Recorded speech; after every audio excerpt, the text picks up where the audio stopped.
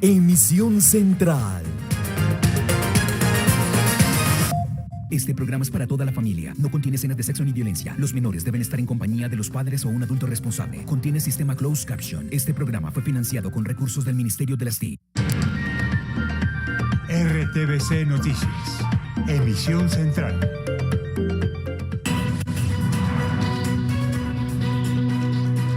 Atención, habla el ministro de Justicia Néstor Osuna sobre la ley de sometimiento impulsada por el gobierno enfocada en la paz total con grupos de crimen organizado. Explicó que acogió el gobierno tras el estudio del proyecto del Consejo de Política Criminal. Entrevista con nuestro director Jairo Patiño. Ya ustedes pasaron un examen importante y ¿cómo siente que salió después del examen del Consejo, el proyecto de ley de ustedes? Yo creo que sale bastante enriquecido. El que piense que se las sabe todas en esta materia pues está mintiendo, así que haber escuchado las voces de las 18 instituciones que tienen asiento en la en el Consejo Superior de Política Criminal sin duda enriquece el proyecto. El que se va a radicar en las próximas horas al Congreso de la República pues contiene buena parte, la mayor parte de esas sugerencias y esas observaciones que se hicieron en el Consejo de Política Criminal. Por ejemplo, se le incorpora un capítulo de protección a las víctimas que no lo tenía. Se acogen las observaciones que hizo la Fiscalía General de la Nación sobre términos de duración del proceso, sobre topes al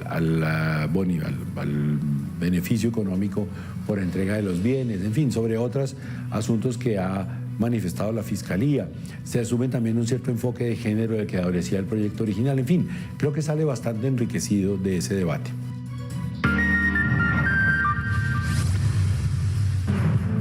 Inició el proceso de paz con la disidencia Estado Mayor de Iván Mordisco. Fiscal aceptó levantar 19 órdenes de captura solicitadas por el presidente de la República. Entran a un proceso de paz con el gobierno. El presidente Petro ratificó la viabilidad del proceso. Fiscal dijo que medida es constitucional. Exclusivo RTVC Noticias. Ministro de Justicia explicó cómo evitarán los colados en ley de sometimiento tras acoger recomendaciones del Consejo de Política Criminal. Néstor Osuna se refirió al hecho de que Aida Merlano llegara de Venezuela y diera rueda de prensa. Explicó cómo están las medidas de seguridad de la detenida. Sigue el paro minero. Es crítica la situación en el Bajo Cauca antioqueño. Hay desmanes y faltan víveres en comercios. Gobierno y autoridades señalan al Clan del Golfo por ataques a misiones médicas, a la fuerza pública, por bloqueos y la intimidación a ciudadanos. En medio de la crisis generada por el paro minero, la Fuerza Aérea llevó suministros, víveres y medicamentos a los afectados. No para de llover. Bogotá plomiza. En Cesar sube la cifra de damnificados. En Santander y Valle alerta por crecientes. Espere el reporte con los periodistas de los medios públicos.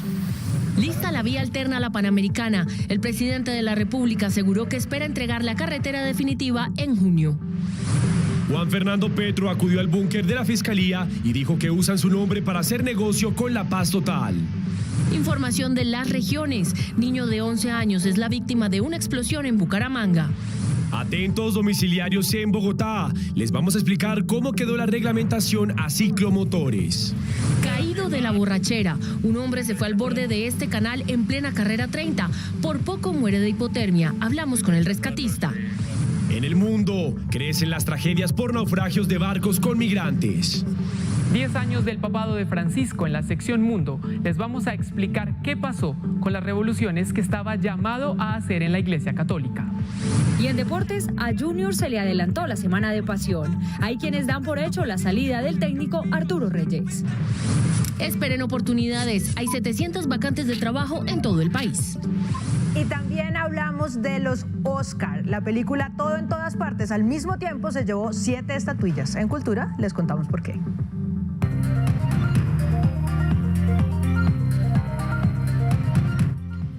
El gobierno anunció el inicio de un nuevo proceso de paz. El presidente Gustavo Petro aseguró que es inminente el inicio de diálogos con las disidencias de alias Iván Mordisco, también conocidas como Estado Mayor, un grupo que no fue firmante del proceso de paz de La Habana. El primer mandatario ratificó la viabilidad del mecanismo que será utilizado para hablar con esta organización y agregó que a quienes se les levante la orden de captura no deberán ser desertores de procesos anteriores. Vamos con Luisa Barberi con los detalles de esta noticia. Luisa, muy buenas noches. Mateo y televidentes, ¿qué tal? Muy buenas noches. Así es, el presidente Gustavo Petro anunció entonces que inicia una nueva mesa de diálogo entre el gobierno nacional y el Estado Mayor Central de las FARC. Fue muy enfático al recalcar que esos no son desertores del acuerdo de paz que se tuvo en el año 2016 con el entonces expresidente de la República, Juan Manuel Santos, sino que son disidentes de las FARC. También recalcó que con este grupo ya son más de la mitad de personas alzadas en armas en el país que inician una negociación con el gobierno. Por otro lado, también destacó la decisión del fiscal general de la Nación, Francisco Barbosa, de levantar las órdenes de captura a 19 miembros de estas disidencias. El presidente Gustavo Petro aseguró que comienza un segundo proceso de paz con el Estado Mayor Central o disidencias de Iván Mordisco, por lo que se establecerá una mesa con esta organización y el gobierno nacional. Con esta posibilidad que inicia en el día de hoy, dada la actitud del fiscal de aceptar los nombres de las personas que actuarán como voceros de esa agrupación, prácticamente la mitad de las personas armadas hoy entran a un proceso de paz con el gobierno. El mandatario reiteró que a las personas a las que se les levante temporalmente la orden de captura para dialogar no deberán ser desertores de procesos anteriores. Se le llama a eso Estado Mayor Central y su origen es los frentes de la FARC que no firmaron el acuerdo de paz con Santos, que quedaron por fuera de ese acuerdo por diversas razones. La suspensión de las órdenes de captura se dan luego de que el presidente Gustavo Petro le enviara hace algunos días una carta al fiscal general Francisco Barbosa, con la que justificó su petición de suspender las órdenes de 19 miembros de las disidencias de las FARC. Y el fiscal Francisco Barbosa habló del levantamiento de las órdenes de captura contra 19 integrantes del Estado Mayor Central de las FARC y reveló que algunas de estas personas están en la cárcel. Se suspenden esas órdenes de captura con fundamento en las facultades constitucionales y legales del presidente de la República. Con esta decisión, el gobierno nacional iniciará los acercamientos para un posible proceso de paz con el Estado Mayor de las FARC, liderada por alias Iván Mordisco. Y es importante destacar que ninguna de esas personas solicitadas en la resolución 039, en la que ya estaba excluido el señor alias John Mechas, tienen órdenes de captura con fines de extradición. En total serán suspendidas 19 órdenes de captura. De esta lista, 6 personas están en la cárcel y serán los jueces quienes tengan una decisión frente al tema. Nosotros lo que hacemos es suspender las órdenes de captura contra los 19, aclarando que habían 11 que habían firmado o se eran acreditados como personas que firmaron el Acuerdo de La Habana, pero que hoy pertenecen a una organización que no firmó acuerdos con el gobierno nacional en su momento. El fiscal confirmó que continuarán los procesos penales y de extinción de dominio contra estas personas. Lo anticipábamos al inicio de la emisión. El ministro de Justicia, Néstor Osuna, se refirió al proyecto de ley de sometimiento judicial que sufrió modificaciones tras el examen del Consejo Superior de Política Criminal. Calificó de inminente la radicación del proyecto de ley. Explicó que la esencia del texto se mantiene, pero con cambios como topes para los bienes de los cabecillas de las estructuras criminales, entre otros. Se refirió también a las barreras que se crearon para los llamados colados y explicó a qué grupos va dirigido, entre otros Clan del Golfo o Tren de Aragua. Entrevista de nuestro director Jairo Patiño. Va a haber un porcentaje de bienes para aquellas personas que se acojan y reconozcan delitos. ¿Se mantiene en el 6%? Sí. Se mantienen las coordenadas esenciales del proyecto y es aquellas estructuras armadas, esas bandas armadas que voluntariamente se entreguen, asuman su responsabilidad penal, es decir, confiesen sus delitos, entreguen información sobre sus redes, sobre su modo de proceder, sobre sus patrones criminales, de tal modo que la banda quede desarticulada, reparen a las víctimas, entreguen sus bienes, van a tener un tratamiento favorable. ¿Y cuál es? En materia de bienes, sí, el Estado les reconoce el 6% del valor de esos bienes, con un tope que antes no tenía y que ahora tiene. ¿Y se sabe de cuánto es el tope por ahora? El que está propuesto allí es el de 2.500 salarios mínimos, que es el que está en la ley vigente de extinción de dominio. El Congreso verá si lo aprueba, si lo modifica, en fin. Y la otra parte, pues es, se les pone la pena, las sentencias judiciales determinarán la pena que les corresponde, según los delitos que cometieron, pero por estar en ese programa y haber aceptado esas condiciones, se les sustituye la pena por una de 6 a 8 años de cárcel, en las cárceles normales que tiene el IMPEC, más 4 años de libertad vigilada con actividades de reparación a las víctimas y de restauración del tejido social. A mi modo de ver las cosas, es una oferta suficientemente generosa del Estado colombiano que se justifica simplemente por la idea de pacificar el país, de vivir en armonía, de dejar de tener esa amenaza, ese yugo de las estructuras armadas que dominan las ciudades, que nublan la convivencia, que afectan a los campesinos y también a las personas que vivimos en las ciudades. Eso es, y eso se mantiene, eso no se modifica. ¿La extradición, ministro, cómo quedó? La extradición en el proyecto de ley no se menciona porque sigue rigiendo el régimen vigente, el régimen ordinario de extradiciones. En este caso, ¿exactamente a quién va dirigido esto? Dijéramos narcos puros, ¿o quiénes son los que se van a poder acoger? Se van a poder acoger estructuras criminales de alto impacto que afectan la convivencia, que no tienen carácter político ni pretensiones políticas. Es decir, si estamos hablando de grupos criminales como el Clan del Golfo. Segunda Marquetalia, en el profundo. Más bien estamos hablando de estructuras que no tienen ninguna pretensión política. Por ejemplo, las bandas como el Tren de Aragua, no sé, obviamente. Exacto, por ejemplo, sí. Sí, o los pachengas, o ese tipo de bandas. Están en la ciudad. Y desde el punto de vista que era una cosa que creo que el Consejo también les preguntaba del grupo y el individuo, ¿cómo quedó diferenciado eso? Es decir, la banda como tal, el individuo, el cabecilla. El proyecto de ley autoriza los juicios colectivos. Es decir, es la misma sentencia, la misma investigación abarca a todos los miembros del grupo. Por supuesto que la pena no es la misma para todos los miembros del grupo porque cada quien allí, fruto de su confesión y de la información que tiene el Estado colombiano, pues se sabrá que cometió unos delitos tal, pero todos dentro de la misma estructura. Entonces, digamos que ahí se conjuga eso de a nosotros ¿qué nos interesa más? El desmantelamiento del grupo, de la actividad criminal.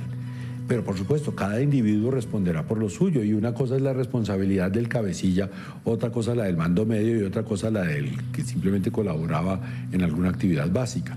Hay sectores del país, ministro, preocupados por los colados y aquí en este campo sí que es delicado el tema. Sí. ¿Cómo se van a subir esos filtros y cómo se va a garantizar que eso no ocurra? Pues mire, lo que tiene previsto el proyecto de ley es que la Oficina del Alto Comisionado para la Paz es la que hace las listas, por supuesto, con información que le envían las estructuras, pero la verifica, la coteja y para eso hará uso de todos los sistemas de información, de inteligencia que tiene el Estado, es decir, el Servicio de Inteligencia de la Policía Nacional, el Servicio Nacional de Inteligencia del Gobierno, lo que tenga Interpol, podrá acudir a servicios internacionales y un régimen muy severo para cuando se detecten colados, es decir, la persona que aparece allí sin ser parte de la estructura, pues no solamente queda excluida de los beneficios, sino que cometió un delito nuevo, una falsedad. Y si de modo doloso los cabecillas de la banda, de la estructura armada, incluyen a personas que no formaban parte de la red, pues también perderán los beneficios e incurrirán en delitos nuevos. Una de las sugerencias que se le acogió a la Fiscalía General de la Nación es que se había previsto una doble verificación, primero por la Oficina del Alto Comisionado de Paz con estas verificaciones y luego la Fiscalía también con sus verificaciones. El Fiscal General de la Nación dijo, mire, no hay una información en la Fiscalía distinta a esa que ya tienen ustedes, entonces esa doble verificación no tiene mucho sentido y por eso también acogimos esa recomendación. Entonces, un poco para dar tranquilidad, esto va a estar cerrado para narcos, es decir, gente que solamente se dedica a traficar drogas, cocaína y que no sean grupos, que no tienen una ideología política, pero que tienen otras actividades delincuenciales. ¿Por qué no me aclara un poco esa diferencia, ministro, para no...? Son estructuras criminales de alto impacto. Ajá. O sea, mafias. Que tienen gente sometida, que tienen gente con miedo, que extorsionan. Exacto. Entonces, ahí hay narcotraficantes, seguramente sí, claro que sí. Pero también puede haber otro tipo de patrones criminales, minería ilegal, por ejemplo, ¿no? O trata de personas. Digamos, lo que hace que puedan clasificar para esa ley es que sean unas estructuras criminales, grupos criminales con unos patrones criminales definidos de alto impacto que han puesto en riesgo la convivencia de la ciudad. Pero perdón que lo interrumpa, señor ministro, ¿sabe por qué se lo preguntaba? Porque entonces uno piensa cuál es el interés del colado. Si el colado tiene ya su banda, su empresa del crimen organizado, pues podría ir derecho con toda su empresa y no necesitaría colarse, o un poco sí, fuerte. Uno podría pensar a alguien que ve que si la pena individual que le correspondería es superior a esta con beneficio, podría ser, pero pues ya habrá que preguntarle a los que se quieren colar por qué se quieren colar. El ministro de Defensa hizo referencia hace pocos minutos al segundo proceso de paz activado por el gobierno nacional. Que tienen que someterse unas, negociar otras, pero que el proceso de paz en el que está empeñado el gobierno no implica en ninguna medida ni debilidad, ni transigencia con el delito, ni aceptación de que continúen en las acciones, en las actividades de narcotráfico o de minería ilegal o de extorsión y todas esas expresiones criminales. El fiscal general criticó el comportamiento de la policía a la llegada de la deportada Aida Merlano y reiteró que los debates se hacen en los estrados judiciales y no a través de los medios de comunicación. Uno no entiende cómo la Policía Nacional y la Dijín se presta para un espectáculo tan grotesco como el que vimos hace unos días. Es una vergüenza por parte de la Policía Nacional.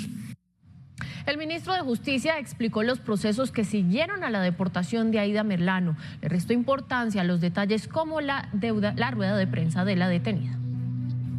Hay molestia a algunas personas porque ella dio entrevistas, por el momento, por la manera como fue recibida en el país por Migración Colombia. ¿Usted qué responde? Que eso es fijarse en lo accesorio y perder de vista lo principal. ¿Qué es lo importante aquí? Que hubo fruto de una gestión diplomática, una deportación, que la señora Aida Merlano está de nuevo pagando su pena, respondiendo ante la justicia, así que hemos vuelto a una situación de normalidad que se había nublado, primero pues por la evasión, por la fuga de esta señora, pero también por la carencia de relaciones diplomáticas con Venezuela y por esa gestión que hizo el gobierno anterior ante el gobierno, entre comillas, de Juan Guaidó, que era pues no facilitaba para nada las cosas.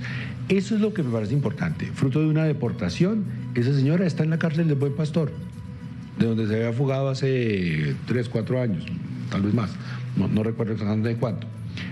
Ya el tema de si hubo una rueda de prensa, de si sacaron fotos, de si venía bien vestida, esos me parecen temas accesorios de farándula frente a los cuales realmente no tengo ningún comentario. Pero ministro, digamos, yo entiendo y en Colombia los privados de la libertad pueden dar entrevistas, otorgar entrevistas y demás, digamos que tienen unos derechos que no pierden. ¿Por qué se decidió que ella hablara con la prensa y tal? ¿Quién le decidió? ¿El gobierno tuvo que darle algo con eso? Realmente no lo sé, porque los asuntos importantes era eso, la deportación y que pues quedara capturada en ese momento y que pasara a la autoridad ordinaria, o sea, al IMPEC, a cumplir su pena.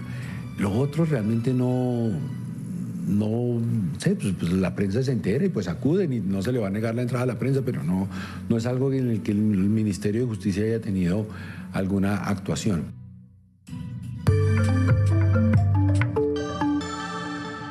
Con plantones en Medellín y en Bogotá, la comunidad pidió el cese de acciones violentas en medio del paro minero. En las últimas horas, el acueducto y un peaje de Tarazá fueron incendiados. Las comunidades de 11 municipios de Antioquia piden ayuda humanitaria. Vamos con Ismael Tobón. Ismael, usted tiene los detalles. Buenas noches.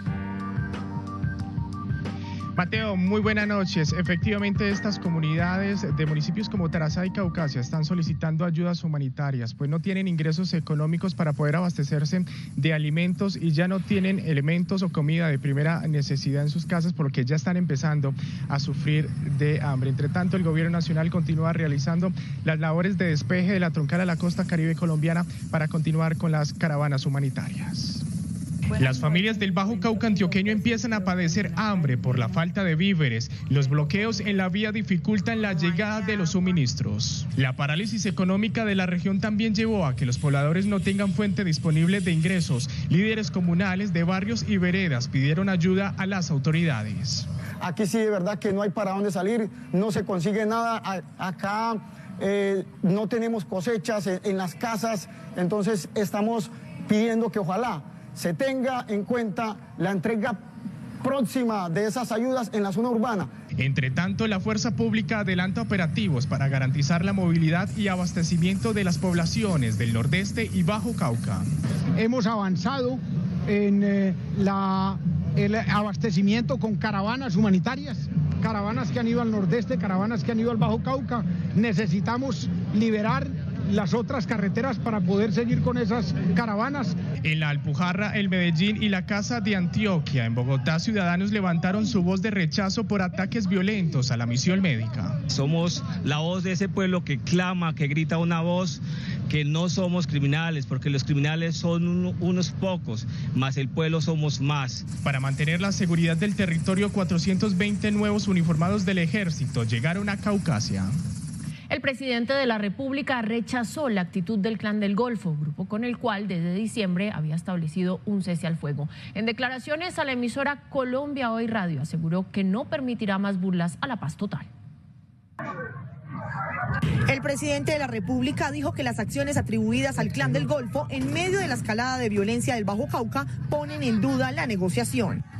El Clan del Golfo no fue capaz de dar el paso hacia un sometimiento colectivo a la justicia, que se estaba preparando jurídicamente. Parece privilegiar más sus negocios y mantenerse en esos negocios, y obviamente por ahí no hay una posibilidad de negociación. El mandatario sostuvo que el cese al fuego también debe implicar un cese de hostilidades contra la población, extorsiones, desplazamientos, confinamientos y otras acciones. Creo que se han equivocado completamente, porque pretendieron usar el Estado para aminorar la presión de la fuerza pública sobre ellos y entonces empoderar sus economías ilícitas. Eso no es posible con el gobierno, y así no se puede construir un proceso de paz. Y por esta razón el cese al fuego será analizado. Hay unas circunstancias que ameritan un examen. Según el presidente, el accionar del Clan del Golfo está alejando a ese grupo del camino de la paz total propuesta por su gobierno. Frente a los hechos que se registran a diario en el Bajo Cauca, el fiscal Francisco Barbosa reiteró que el CTI no tiene acompañamiento de la policía ni del ejército para hacer efectivas las órdenes de captura y para actuar en operativos contra la minería ilegal y el narcotráfico. Tenemos una preocupación desde el punto de vista de esos decretos que vuelvo y repito. Me parece que esos decretos contienen ambigüedades en torno a la suspensión de operaciones militares y policivas en algunas zonas del país, entre ellas esa zona, sabiendo que no existe delimitación geográfica. Más de 1 tonelada de ayuda humanitaria ha transportado la Fuerza Aérea Colombiana para las más de 400.000 personas afectadas en el Bajo Cauca y noreste antioqueño por el paro minero.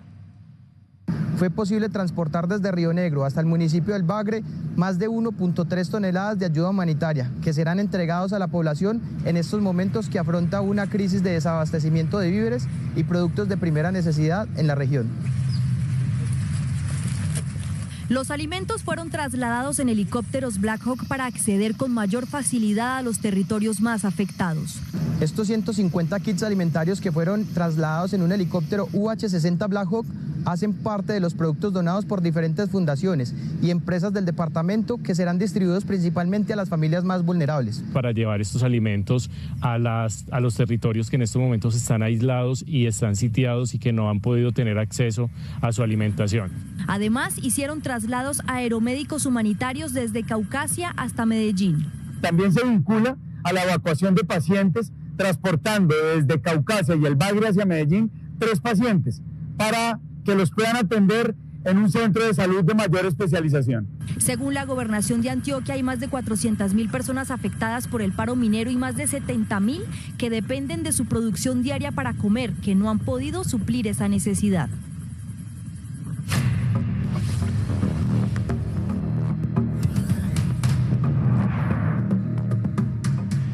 La temporada de lluvia se siente con fuerza en la capital del país. Las precipitaciones de las últimas horas han afectado a decenas de familias en el sur de la ciudad. Yajaira Perea se encuentra en una de las localidades más afectadas. ¿Cómo está la gente de Bosa? Yajaira, buenas noches.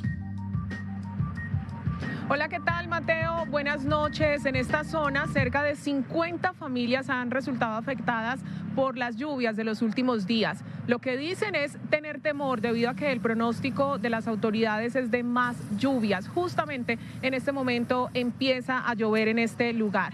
A pesar de que algunas autoridades locales han hecho presencia en la zona, ellos piden ayuda con temas muy puntuales como colchones y también apoyo para drenar las aguas estancadas. Además, transformaciones estructurales como un alcantarillado.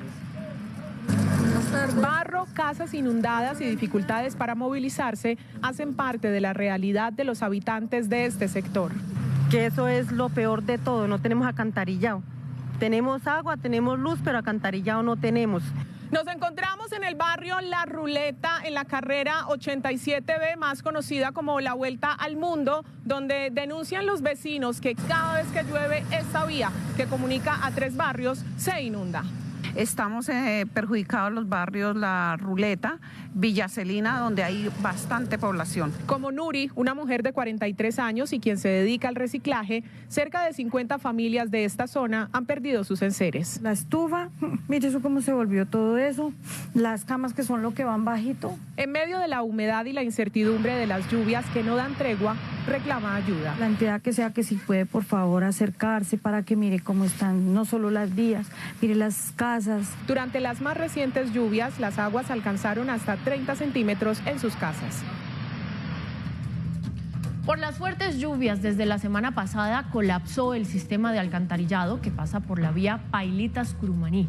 El desbordamiento de caños y la creciente súbita de ríos en la zona provocó inundaciones en 13 barrios del municipio, precisamente de Curumaní. Humberto Carrillo, periodista de Radio Nacional, amplía la información.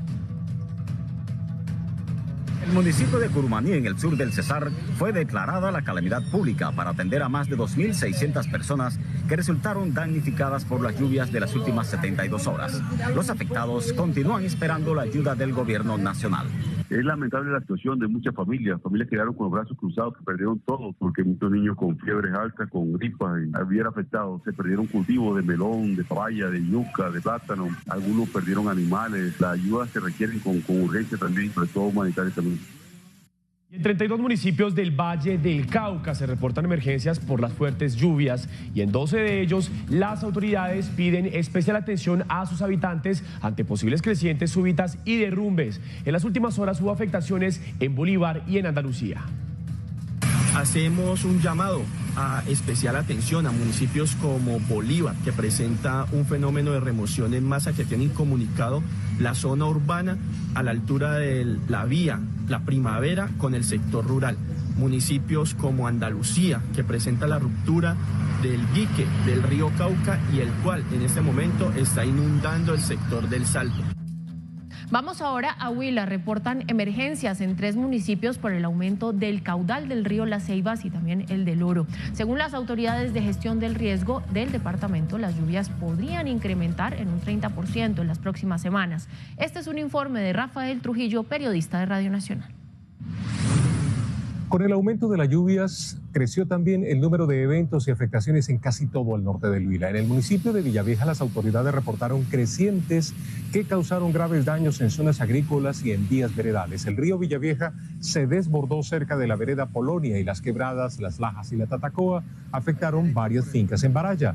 Una creciente de la quebrada La Nutria dañó el acueducto urbano. La población está sin agua potable. El campo es el más afectado. Se nos vienen de nuevo las lluvias y eso desubica totalmente a los productores, máximo cuando ya vamos a comenzar la cosecha cafetera principal en el norte del departamento del Huila. Finalmente, en Aipe, el río Magdalena inundó parcelas y criaderos de gallinas y cerdos, luego de reportarse crecientes simultáneas de los ríos Baché, Bambucá y Aipe. En Neiva, Radio Nacional de Colombia y RTVC Noticias, conectados 24/7.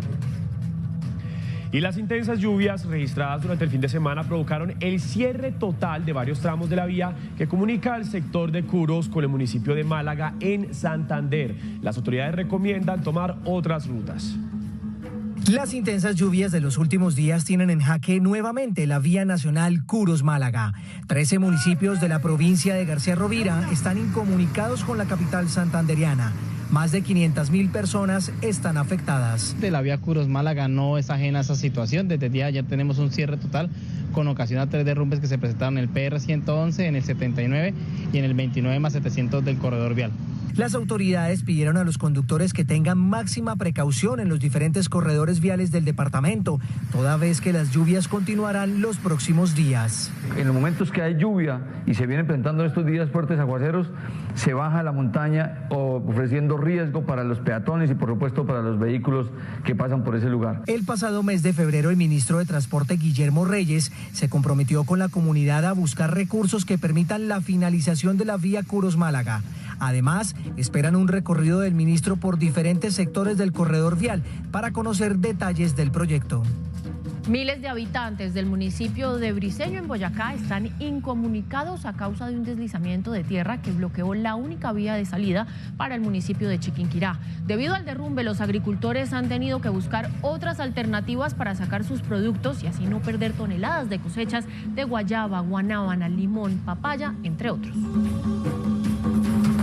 El presidente de la República, Gustavo Petro, viajó a Rosas, en Cauca, donde entregó la vía alterna a la Panamericana. El mandatario aseguró que espera en junio entregar la carretera definitiva. El mandatario colombiano llegó al municipio de Rosas, donde dio paso a los primeros vehículos de carga en la vía provisional a la Panamericana. Súper rapidísimo, 45 días desde la emergencia empezamos a trabajar. Tiene 2.2 kilómetros este tramo. Este puente, 30 metros, ya se ha construido una vía alterna aquí hacia el lado de allá, que fue la primera en que se usó. Esta prácticamente ya vincula a la Panamericana. Petro insistió en la construcción de la doble calzada de esta importante vía al sur del país. Deberíamos intentar que la construcción nuestra, en nuestro gobierno, llegue hasta el Estanquillo. Espero que en junio podamos venir para inaugurar la definitiva hasta que la región suroccidental de Colombia tenga su doble calzada terminada. Algún día también vendré a verla, espero que pronto. El presidente aseguró que también se está trabajando en el plan de reubicación de las personas que sufrieron esta emergencia por el deslizamiento de tierra para que puedan organizar sus ciclos productivos. Juan Fernando Petro se refirió a las acusaciones frente a los posibles dineros entregados por narcotraficantes para obtener un cupo en la paz total y señaló que usaron su nombre para dichas irregularidades. El hermano del presidente Gustavo Petro aseguró que no tenía las facultades para hacer algún tipo de negociación con la paz total. Yo no tengo nada que ver con el asunto. Nunca planteamos ninguna negociación que en el cargo que yo tenía como alto comisionado de paz del Cuerpo de Paz Internacional era escuchar a las comunidades. Y dijo que su nombre fue utilizado como gancho ciego. Utilizaron mi nombre para hacer a algunos abogados negociaciones para darle ciertas ventajas a sus clientes. Esas declaraciones fueron luego de que se conociera esta carta de 24 extraditables de la cárcel La Picota, en la que señalan que la familia del presidente Petro no estaba relacionada con dichas irregularidades. Venimos a radicar un oficio a la Fiscalía General de la Nación para dejar claro ese punto. No para impedir las investigaciones, porque las investigaciones tienen que ser enfocadas, tienen que seguir. Además, pidió a la Fiscalía determinar quiénes son los abogados que estarían detrás de estas irregularidades. El alto comisionado para la paz amplió su denuncia frente a este tema. 3 funcionarios del canal del Congreso denunciaron al productor John Jairo Uribe por acoso sexual y laboral. El senador Jonathan Pulido acompañó a las víctimas e interpuso la demanda en la Fiscalía. Camila San Clemente y Daniel Sepúlveda son 2 de las 3 víctimas que denunciaron al productor del canal del Congreso, John Jairo Uribe. Según Daniel, el acoso sexual era constante, incluso utilizaba alucinógenos para acceder a sus víctimas. Lo emborracha, después empieza a traer drogas, empieza a darle a unos sustancias y ya ahí empieza el acoso delante de todos, lo toca a uno. Camila, por su parte, sufrió acoso laboral. Dijo que el temor es constante y espera que esta situación cambie de inmediato. Porque las personas siempre suelen callar porque todos tienen miedo de perder el trabajo. De hecho, a raíz de que ha salido esta denuncia, hay mucha gente que todavía está muy asustada. El senador Jonathan Pulido acompañó a estas personas y presentó las respectivas denuncias en la Fiscalía. Entonces, que se les devuelva ese dinero y, por supuesto, que se reparen a las víctimas que fueron acosadas y abusadas sexualmente. Desde la Comisión Legal para la Equidad de la Mujer esperan que con estas primeras denuncias más víctimas se animen a hablar. Que ojalá esto sirva para que muchas otras mujeres se animen a denunciar, y eso sucederá si las mujeres son protegidas. Por su parte, el presidente del Senado, Roy Barrera, se pronunció en redes sociales. La Dirección Administrativa me informa que la persona denunciada no es funcionario del Congreso. RTVC Noticias intentó hablar con el señor John Jairo Uribe en varias ocasiones, pero no respondió ninguna de las llamadas de este medio. Uribe, quien era hasta hoy productor del Canal Congreso, fue separado de sus actividades como contratista mientras avanza la investigación. La alcaldía le puso freno a las bicicletas con motor en Bogotá. Ahora estos vehículos deberán tener licencia y SOAT. Además, no podrán circular por las ciclorrutas o ciclovías de la ciudad. La Secretaría de Movilidad publicó la resolución que reglamenta el uso de las bicicletas con motor inferior a los 50 centímetros cúbicos en Bogotá. Las medidas son las siguientes. Primero, deben transitar por el centro del respectivo carril. Segundo, no podrán transitar sobre las aceras, andenes o ciclovías. Tercero, los conductores acompañantes deberán transitar portando casco y chaleco. Cuarto, licencia de tránsito del vehículo. Quinto, seguro obligatorio. Sexto, certificado de revisión tecnomecánica. Para estos carros no servirían ponerle un seguro ni nada. Nos afecta muchísimo en lo que sería económicamente, ¿no? Ya que el ingreso es de verdad en estos momentos está muy bajo. El trabajo para los conductores de estos ciclomotores se complicará con los requisitos que determinan la resolución. Se nos dificulta mucho porque tenemos altos gastos. En caso de incumplir la medida, los conductores se deberán afrontar a las sanciones impuestas en el Código Nacional de Tránsito Terrestre, que van desde los 550.000 pesos y en algunos casos la inmovilización del vehículo. Y presten atención a esta historia de Bogotá. Un patrullero de la policía se convirtió en héroe al exponer su vida para salvar a un hombre que cayó al canal que corre por la carrera 30. La víctima, que llevaba más de 5 horas en las frías aguas, se encontraba en alto estado de alicoramiento. Está dentro del caño todavía y ahí está Henao metido en el caño. Al fondo del canal fue a parar un hombre que salió de un concierto de música norteña. Al parecer se habría excedido en el consumo de alcohol y perdió el equilibrio. No, mi Tomás, y está dentro del caño todavía. El hombre de 31 años se salvó de morir en las frías aguas del canal en el norte de Bogotá, en donde desemboca el río Arzobispo. De la diversión de la rumba pasó al susto de ser arrasado por la fuerza de las aguas que llevan cuanta basura y residuos tóxicos que encuentra en su camino. Con mi compañero decidimos lanzarnos a salvaguardar la vida de este ciudadano, ya que se encontraba en bastante grado de indefensión, ya por las bajas temperaturas de este caño. Además de la hipotermia que ya registraba el hombre que cayó al canal, sus extremidades perdieron la flexibilidad. Con las constantes lluvias, el caudal estaba muy fuerte y cada vez iba aumentando, entonces por eso decidí lanzarme y salvaguardar a este ciudadano. El rescate no fue para nada fácil. Ya que el señor se encontraba en alto grado de embriaguez y no podía sostenerse por sí mismo. Y me agradeció por haberle salvado la vida prácticamente, porque ya estaba sufriendo algunos grados de hipotermia. La víctima de la caída, sin dinero, con su teléfono celular dañado, pero con todos sus documentos, fue trasladada hasta el centro asistencial. Después de unas horas, le dieron de alta. El uniformado y héroe en esta particular historia recomendó a la ciudadanía no excederse a la hora de consumir alcohol. La mayoría de trancones en Bogotá son producto de los frentes de obra que hay en las principales vías de la ciudad. En RTVC les contamos cómo avanzan los trabajos. Hay captura por homicidios y hasta casos de intolerancia. En Bogotá, 24/7 les contamos.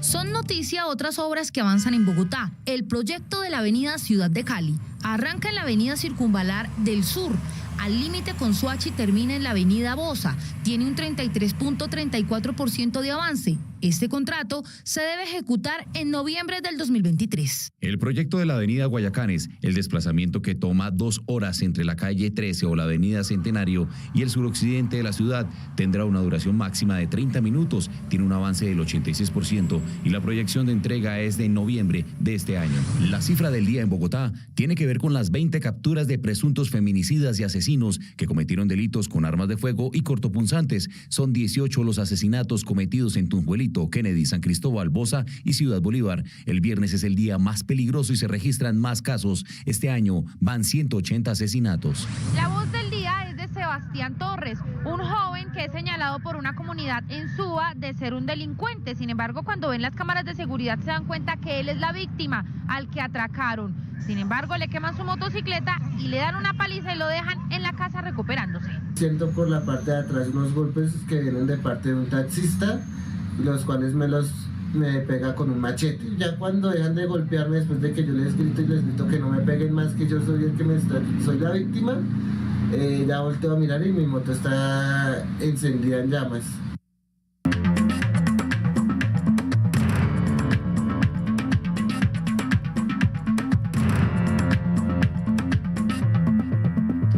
Vamos con la información del mundo en RTVC Noticias. Desde el pasado jueves se registran naufragios en distintas partes del mundo. En Estados Unidos y cerca de Madagascar se trató de una embarcación de migración ilegal. En Gabón, por su parte, de un viaje nocturno que terminó en tragedia. Cuando el agua embravece, llegar a buen puerto muchas veces no sucede. California, en Estados Unidos, habla del balance de un reciente naufragio en el Pacífico. Hemos perdido 8 almas, 8. Lo que reportan las autoridades de salvamento es una más de las situaciones ligadas al tráfico de migrantes hacia Estados Unidos. 2 pequeñas embarcaciones dedicadas a eso se volcaron en su trayecto frente a la costa de San Diego, fronteriza con México. Se trata de una de las peores tragedias de tráfico marítimo en California. En el Índico, muy lejos de allí, el mismo modus de la migración ilegal sumó otro naufragio. 22 migrantes que iban en un barco a la isla francesa de Mayotte murieron cerca de costas de Madagascar. Ocurrió hace 5 días, pero se conoció hoy. Había que trepar para entrar al bote y había que tener energía. No sé ni qué decir. El testimonio es pieza de otro accidente en el mar, pero ajeno a un afán migrante. Esta vez se trató de un ferry que surcaba el mar en la noche. También en África, pero en Gabón. El Hester Miracle naufragó días atrás con 161 personas a bordo, entre tripulantes y pasajeros. Van 6 muertos y 31 desaparecidos que buzos siguen buscando. Todas reflejos de la dificultad cuando el agua embravece.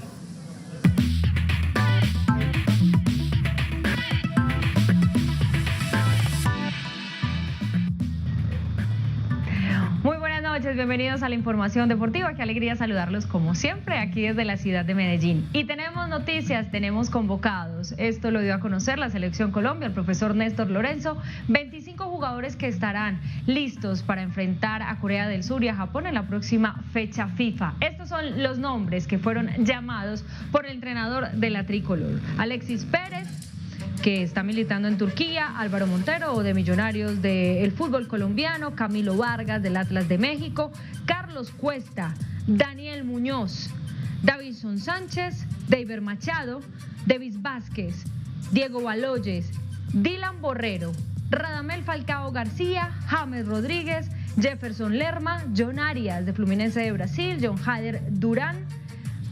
También aparece Juan Fernando Quintero, John Lucumí, Juan David Mosquera, Johan Carbonero, Johan Mojica, Jorge Carrascal, Kevin Castaño, Mateus Uribe, Nelson Palacio de Atlético Nacional y Rafael Santos Borré del Eintracht de Frankfurt. Estos son entonces los convocados del profesor Néstor Lorenzo. Recuerden ustedes, para los compromisos de esta fecha de amistoso FIFA que van a tener ante Corea del Sur y también ante la selección de Japón. La gran novedad es que no aparece Cuadrado. Sí, señores, Juan Guillermo Cuadrado no está, como ustedes lo vieron en esta lista de convocados. Pero seguimos nosotros hablando de fútbol, pero regresamos a nuestro fútbol profesional colombiano, porque después de salir insultado por la hinchada en el Metropolitano, después de perder a Envigado, a esta hora todavía Arturo Reyes es el entrenador del Junior de Barranquilla. Con esta información nosotros hacemos el repaso de la crónica de la jornada. Ser el último de la tabla tiene consecuencias.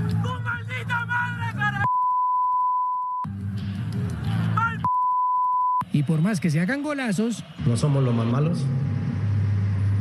No somos un desastre. La tabla de posiciones muestra otra cosa. Son los últimos. Somos los únicos culpables. Los chicos están superando a los grandes. La tabla, en sus primeros 8, tiene mayoría de equipos que no son históricos y el líder es uno que nunca ha ganado algún título y que según su técnico vive de milagro. Los dueños del proyecto tienen que hacer magia para que este equipo se mantenga en primera división cada año. Chico tiene los mismos puntos de América y Nacional. La estadística confirma el concepto de que los jóvenes están ganándole a los históricos. Este grupo de jugadores está comprometido, está trabajando demasiado bien. Y entre grandes, Nacional no pudo con Millonarios, que le puso a su equipo B. Esto nos deja a nosotros la tranquilidad de que tenemos jugadores para cuando lo necesitemos. La juventud está superando a la experiencia. El correr y hacer un gol más que el otro es lo que está marcando la pauta en una liga que está pidiendo renovación a gritos de gol.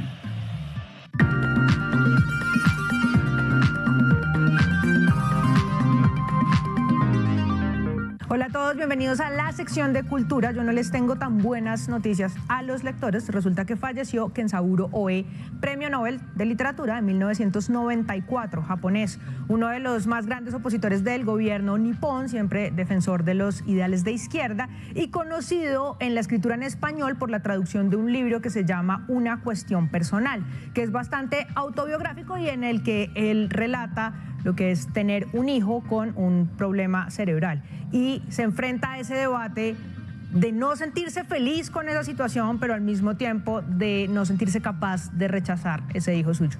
Por supuesto, también tenemos noticias de los premios Oscar, todo en todas partes. Al mismo tiempo se llevó 7 estatuillas, entre esas las más importantes. La pregunta es ¿por qué? ¿Qué tiene esta película? Y eso nos los va a contar Juan Sebastián Ramírez, Lord Cultura.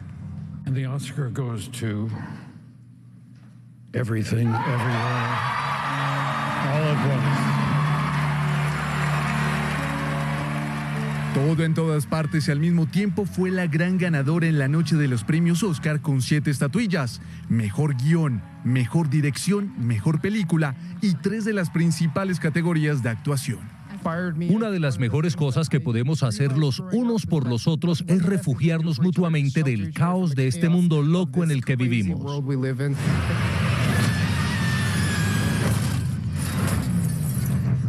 Y justamente ese es el fuerte del largometraje, una mezcla entre la exploración del futuro, la naturaleza humana y el bien espiritual, todo a partir del concepto de los multiversos. La producción es de amores y odios, que para un público tradicional es difícil de asimilar su humor, irreverencia, reflexiones profundas y lazos familiares. Pero es justamente lo que estaba buscando la Academia, una película capaz de marcar un antes y un después, que hablara en un tono juvenil dándole un segundo aire a unos premios tradicionales. Otro de los puntos de quiebre radica en su elenco multicultural, una narración que apela a las vivencias de diferentes generaciones y que hace un guiño a varios géneros en el cine.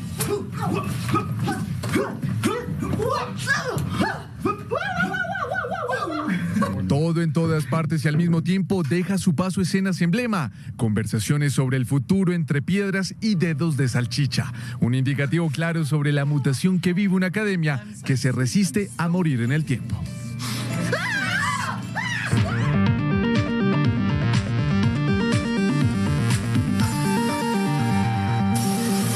En menos de una semana, 2 entidades bancarias en Estados Unidos, Silicon Valley Bank y Signature Bank, se declararon en quiebra y cerraron sus puertas al público.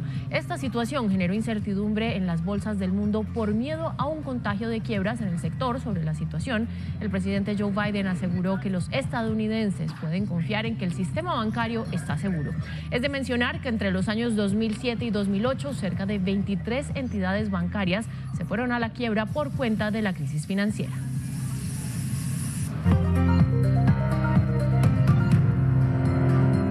En 4.769 pesos cerró el precio del dólar, lo que representa un incremento de 21 pesos.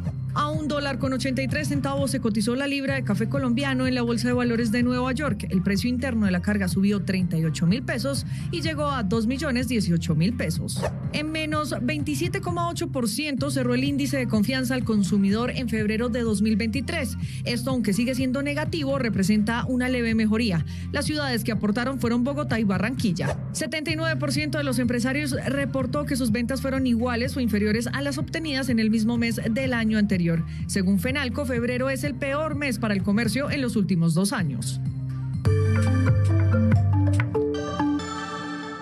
La administración distrital abrió la licitación para el proyecto del Corredor Verde sobre la carrera séptima. Concejales de Bogotá que se oponen a la realización de las obras lideraron una protesta a través de un plantón.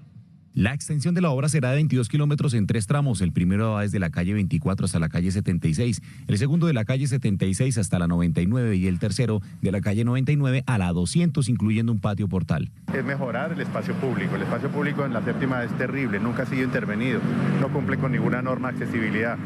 Darle un espacio continuo, seguro y de buena calidad. El funcionario explicó la estrategia para mejorar la movilidad y ahorrar tiempo en los viajes. Eliminando las intersecciones semaforizadas que hay hoy para tomar aquí la calle 92 a la circunvalar y lo mismo en la calle 84 con circunvalar, también eliminamos el semáforo. Un grupo de concejales madrugó a protestar contra la realización de ese proyecto. Pero es injustificable invertir más de 3 billones de pesos para movilizar cerca de 8.000 pasajeros horas en día. Este proyecto no ha sido socializado en debida forma. No hay estudios de ingeniería de detalle, pero le va a costar a los ciudadanos más de 3 billones de pesos. Según la administración distrital, el costo estimado del proyecto es de 2,5 billones de pesos, incluyendo obra, interventoría y costos de mantenimiento durante 5 años después de iniciada la operación.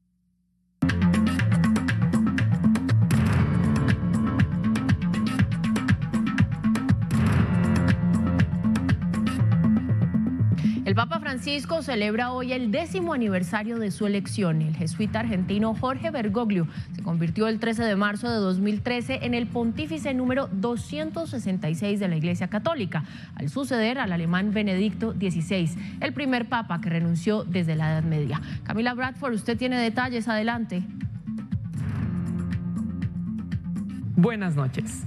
10 años de aquel Habemus Papam que le dio por primera vez en la historia del catolicismo la silla de Pedro a un latinoamericano.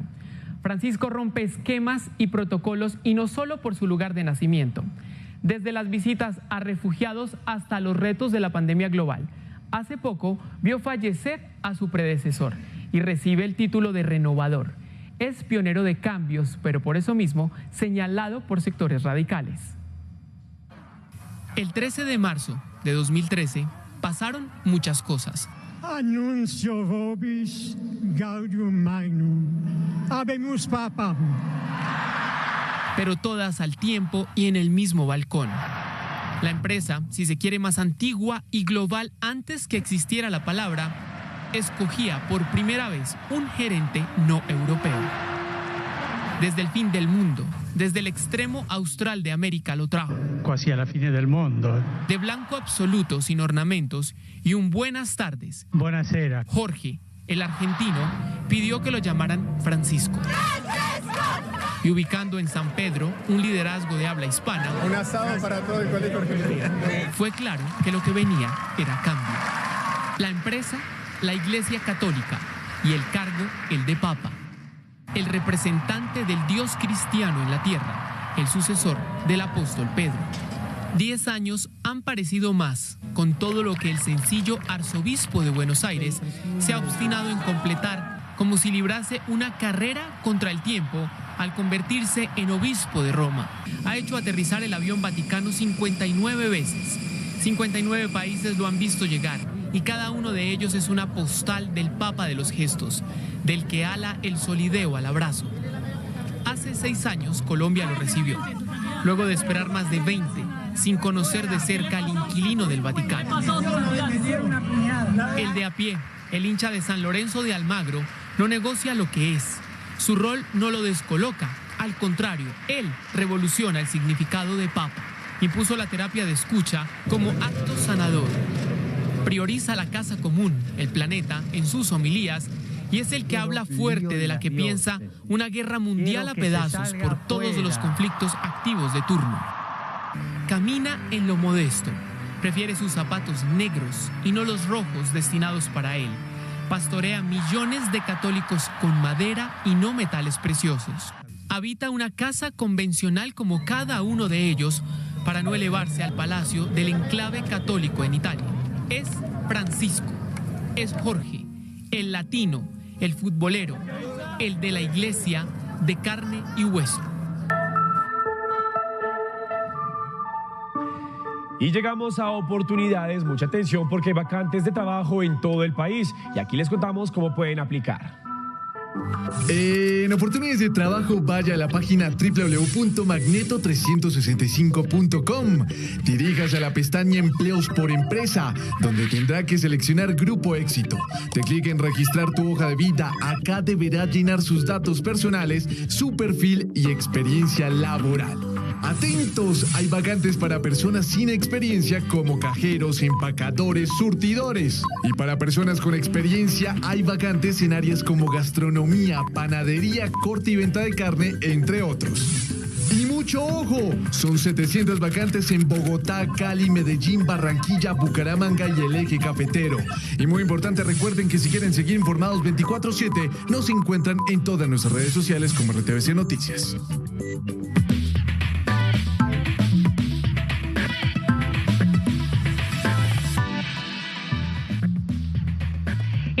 Más información deportiva, es momento de hablar del torneo de ascenso de nuestro país porque allí también continúan las polémicas arbitrales. Pues el técnico de Real Cartagena protestó porque no le cobraron 2 penaltis claros en el compromiso ante Real Santander. Pero hablemos un poco más de lo que sucede en la B, así va la B en RTVC Noticias. Fueron 2 jugadas demasiado claras como para no verlas y el árbitro Sebastián Rivera no las sancionó, lo que genera una preocupante polémica por el comportamiento arbitral. Me voy muy caliente porque nos mata toda una semana de trabajo, un esfuerzo muy grande. El equipo había hecho todo y se come 2 penales increíbles. El partido terminó en empate y Cartagena es tercero de la tabla con 14 puntos. El juego por el liderato también terminó en empate, un 2-2 con mucha intensidad que terminó siendo justo por lo hecho tanto por Cortuluá como por el Cúcuta. Te resumo, lo pudimos perder, pero también al final lo pudimos ganar. Cortuluá es primero con 16 puntos y el último es el Barranquilla, que de 5 partidos ha perdido 4. Por lo menos su técnico es sensato. Todo lo que pueda decir no es suficiente cuando al final el resultado no nos acompaña. El torneo de ascenso solo tiene un equipo invicto y es el Cúcuta Deportivo, que marcha segundo de la tabla de posiciones con 15 puntos.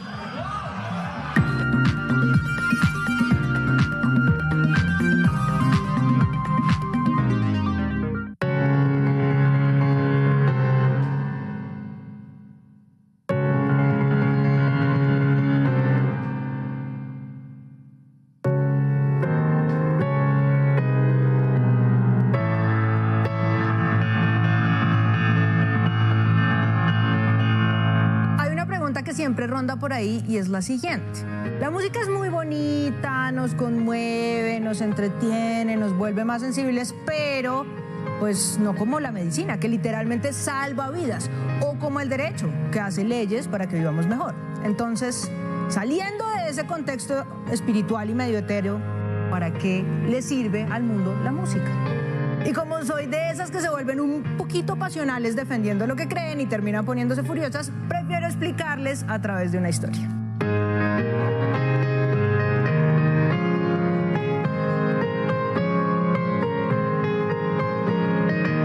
Jan Sibelius es un compositor finlandés que nació cuando Finlandia todavía no existía.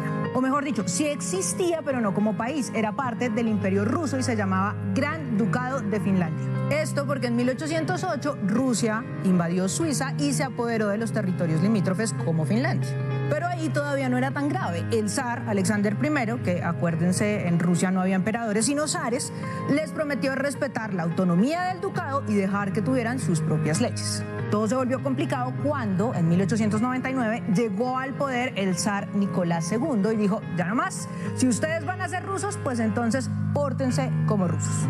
Van a tener nuestra misma moneda, nuestro mismo idioma, nuestra misma iglesia y sus periódicos van a estar sujetos a la censura de nuestro criterio.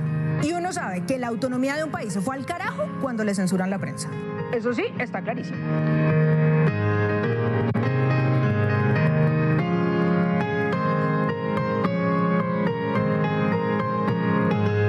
Pero como la prensa tiene en sus pilares defender la libertad, pues los periodistas del Gran Ducado de Finlandia no se quedaron quietos ni se dieron por vencidos. Organizaron un concierto aparentemente de beneficencia para recoger fondos, que en realidad era un concierto para buscar aliados e independizarse de Rusia. El compositor de la música de ese concierto fue Jean Sibelius, como ya se habrán imaginado. Hizo una obra que se llamó Música para la ceremonia de prensa. Eran 7 partes, un preludio y 6 movimientos, cada una contando momentos de la historia de Finlandia. El último se llamaba Despierta Finlandia y era un llamado a la independencia de su territorio. Era este. Ese último movimiento se convirtió en el himno de la libertad y lo tocaban en todas las reuniones políticas por la autonomía finlandesa. Por supuesto, a Rusia no le gustaban esas nuevas ideas y siguió censurando y persiguiendo, así que Sibelius tuvo que esconderse y esconder su obra bajo otros nombres para que pudiera seguir sonando. Uno de los más recordados es Felices sentimientos al amanecer de la primavera en el Gran Ducado de Finlandia. Que aunque Sibelius nunca le puso voces ni texto, la de él era una obra totalmente orquestal. Con el paso de los años, otros músicos le fueron poniendo letra a la melodía y cantándola como un verdadero himno.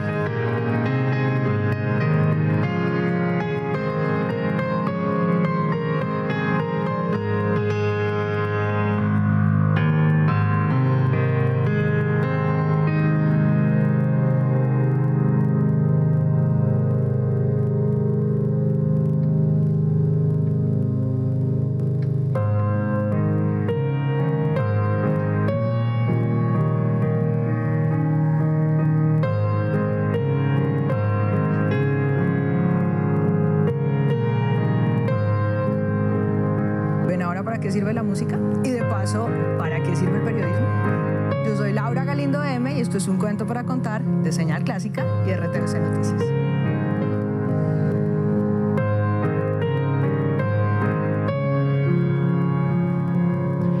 Y como siempre despedimos este lunes con el piano de Laura y aprendiendo de música e historia también. La mejor forma de cerrar nuestra emisión. Hasta aquí las noticias. Gracias a ustedes por conectarse con nosotros y los invitamos a que vean también nuestra emisión de mediodía mañana. Feliz noche.